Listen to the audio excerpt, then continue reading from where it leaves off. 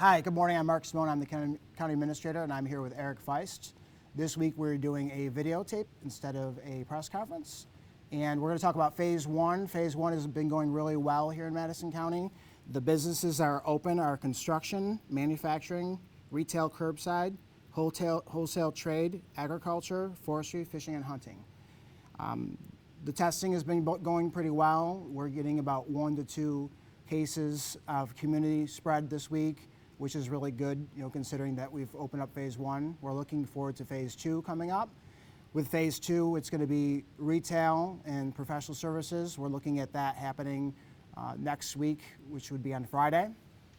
We're really hopeful that we'll continue to meet the metrics that the state has set for the county so we can reopen. It's really important for folks to get back to work and to have these businesses open so the residents can get out, and we really encourage our residents to support our local businesses in Madison County. It's been really difficult for them, and as things open up, we really want to get people back out and frequenting those businesses.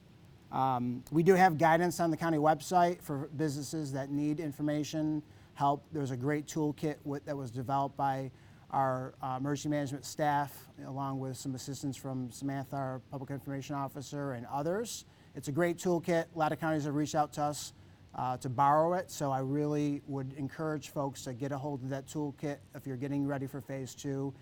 Take a look at it, and if anybody has any questions, contact us at the county.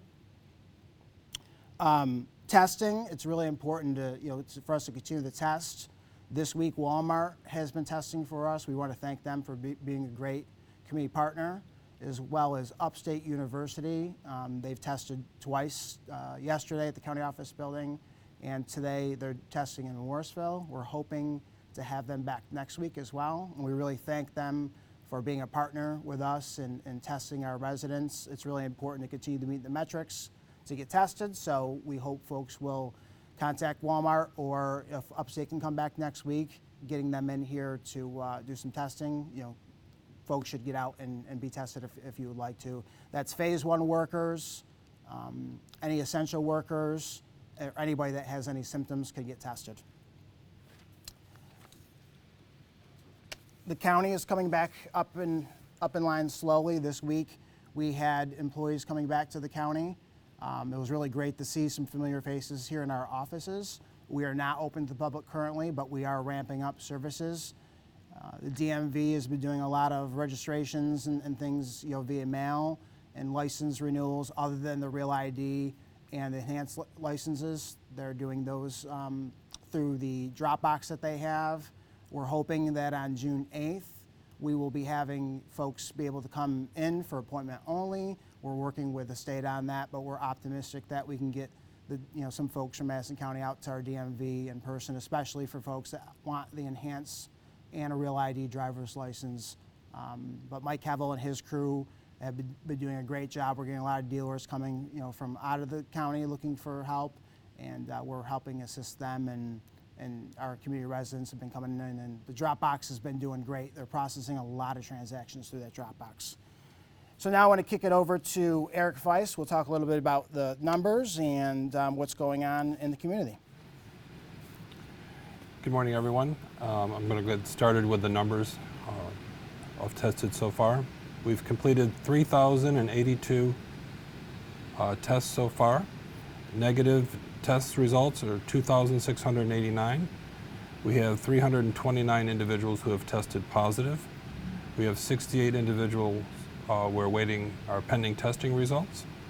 We have 253 individuals who have recovered to date, and unfortunately we've had 10 deaths so far. This week we saw a spike in the number of cases at the Grand Rehabilitation Center and Nursing Home in Chittenango, and unfortunately along with that we saw 2 deaths. The New York State did targeted testing of the residents on May 18th, and they discovered an additional 28 positive cases among the residents. Madison County Health Department, we are working closely with the state and the Grand to address the issues within that facility. We recognize that these people are our most vulnerable populations, and we need to do everything that we possibly can to protect them and keep them safe. In regards to the greenhouse, we continue working with the New York State Department of Health on getting the on-site housing for the migrant workers permitted and constructed. We gave Green Empire Farms a 60-day timeline to get that completed. We are working with the state health department as well to issue permits to the contractor for the workers to use the hotels as temporary migrant housing until the on-site housing is completed. That permit will contain certain conditions that the contractor will have to meet, such as limiting the number of people that can stay in a room.